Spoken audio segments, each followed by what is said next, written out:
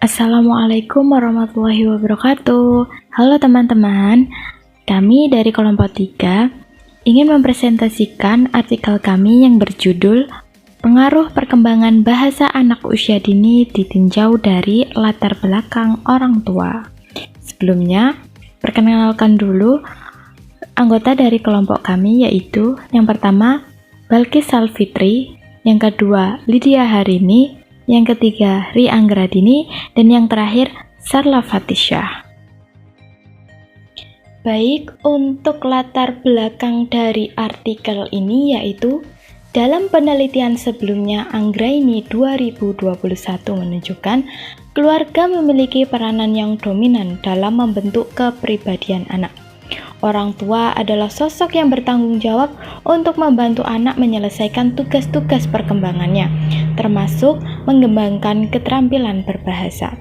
Oleh sebab itu, dalam artikel ini, kami ingin mengetahui bagaimana sih perbedaan latar belakang orang tua terhadap perkembangan bahasa anak usia dini. Sebab setiap anak itu kan mengalami tahap perkembangan yang sama, namun yang membedakan antara lain seperti sosial, keluarga, kecerdasan, kesehatan, dorongan, hubungan dengan teman yang turut mempengaruhinya. Hal ini menunjukkan lingkungan turut mempengaruhi perkembangan bahasa anak. Biasanya lingkungan yang baik, maka perkembangan anak akan baik. Namun sebaliknya, jika tidak, maka anak juga akan turut dalam lingkungan tersebut. Lalu, bagaimana sih dengan latar belakang orang tua? Apakah mempengaruhi perkembangan bahasa anak? Mari kita simak penjelasan dari kelompok 3. Metode yang digunakan pada penelitian ini yaitu metode kualitatif deskriptif. Metode kualitatif deskriptif ini digunakan pada penelitian ini dilaksanakan dengan melalui kegiatan observasi antara 2 TK dengan latar belakang orang tua yang berbeda. Kemudian, teknik pengumpulan data pada penelitian ini dilakukan melalui metode wawancara. Baik untuk perkembangan bahasa anak usia dini, yang pertama dipengaruhi oleh lingkungan keluarga. Seseorang terlahir di dunia yang pertama kali yaitu lingkungan keluarga. Segala aspek perkembangan dipengaruhi oleh kondisi keluarga seperti latar belakang pendidikan maupun status ekonomi. Contohnya, jika orang tua anak memiliki pengetahuan luas tentang cara menstipulasi berbagai aspek perkembangan, maka yang mereka lakukan adalah memfasilitasi berupa meluangkan waktu untuk mengajak anak bermain, berkomunikasi, ataupun memberikan berbagai media stimulus. Begitu juga sebaliknya, jika anak dari keluarga menengah ke bawah, mayoritas belum dapat memfasilitasi perkembangan anak secara maksimal, karena mungkin bisa jadi penyebab utamanya orang tua tidak terbuka atau tidak ingin belajar melalui kegiatan edukasi parenting, sehingga sering terjadi dalam penggunaan bahasa masih belum tepat. Contohnya, "Duk, sampean belum maem tah." Untuk yang kedua yaitu lingkungan sosial atau lingkungan sekitar anak. Nah, menurut penelitian terdahulu, kondisi lingkungan sekitar anak sangat mempengaruhi dalam bahasa yang diperolehnya, sebab bahasa juga memiliki fungsi terhadap karakternya. Saat anak masih tahap awal, tentunya mereka masih mencontoh apa yang dilakukan oleh orang dewasa, karena mereka masih memiliki prinsip bahwa orang dewasa adalah role model baginya. Nah, adapun tahapan perkembangan bahasa menurut Piaget dan Vygotsky dibagi menjadi 3. Yang pertama yaitu tahap meramban pertama atau pralinguistik. Nah, tahap ini di usia anak 0-6 bulan. Bayi sudah mengalami perkembangan bahasa pertama, misalnya menangis, meraban atau mengoceh, mendengkur, menjerit, ataupun tertawa. Untuk selanjutnya ada tahap meraban kedua. Nah, pada tahap ini anak masih usia 6 bulan sampai 12 bulan, di mana anak sudah mulai berceloteh, aktif atau tidak pasif. Anak juga melakukan sebuah tindakan, yakni memegang, mengambil, dan menjatuh. mengucapkan barang. Untuk yang ketiga yaitu tahap linguistik. Nah, para ahli membagi tahap ini menjadi 5. Yaitu yang pertama tahap holofrastik, yaitu pada tahun 1-2. Anak sudah mengetahui nama anggota keluarga, nama hewan, dan lain sebagainya. Untuk yang kedua ada tahap kalimat 2 kata. Pada tahap ini anak usia 2-3 tahun. Anak sudah memiliki keterampilan berkomunikasi, seperti bertanya dan meminta. Untuk selanjutnya ada tahap perkembangan tata bahasa. Pada tahap ini anak masih berusia 3-4 tahun. Anak dapat berkomunikasi dengan teman sebayanya. Untuk selanjutnya ada tahap bahasa menjelang pradewasa. Pada tahap ini anak sudah mulai mengatakan kayak ibu beli sayur atau kerupuk, ayo nyanyi dan menari, kayak gitu. Selain itu anak sudah memahami perbedaan kalimat pertanyaan, pernyataan, kalimat berita, kalimat perintah. Untuk selanjutnya terakhir ini tahap kompetensi penuh. Anak sudah 5 tahun lebih. Umumnya anak normal telah memiliki kompetensi dalam pemahaman dan produktivitas bahasa secara memadai. Selain itu juga ada fungsi bahasa pada anak usia dini, antara lain ada sebagai alat komunikasi dalam lingkungan sekitar. Yang kedua, pengembangan kematangan kecerdasan atau intelektual anak. Dan yang terakhir, alat penyampaian perasaan ataupun ide kepada orang lain. Peran orang tua dalam perkembangan bahasa anak usia dini. Pada bab ini, orang tua memiliki peran yang sangat penting dalam perkembangan bahasa anak. Hal ini sesuai dan sejalan dengan pendapat Papalia dalam Anggraini 2021 bahwa orang tua berperan penting dalam perkembangan bahasa anak. Orang tua juga dapat merangsang perkembangan anak sejak bayi di dalam kandungan. Kemudian, orang tua juga harus memberikan simulasi atau upaya-upaya untuk mengembangkan perkembangan bahasa pada anak usia dini dengan baik dan benar. Nah, upaya-upaya yang harus dilakukan orang tua atau dikenalkan dengan orang tua yaitu bisa berupa yang pertama dengan mengajak anak bercerita atau berbicara, kemudian yang kedua membacakan cerita atau dongeng kepada anak, yang ketiga yaitu melatih anak dalam pengucapan kalimat pendek, misalnya seperti kata terima kasih, maaf, tolong, dan permisi. Nah, untuk upaya yang pertama yaitu mengajak anak berbicara dan bercerita. Pada upaya ini bertujuan untuk mengajarkan anak dalam kemampuan melafalkan suatu kata dengan tepat dan bijak.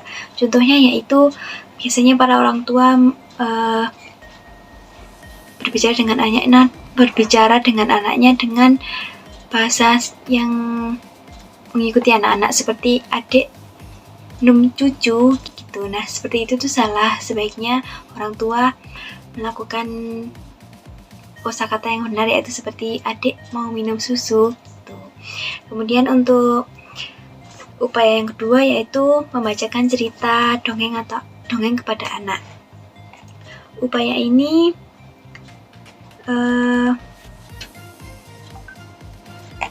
bertujuan untuk merangsang kemampuan pengenalan bahasa pada anak usia dini.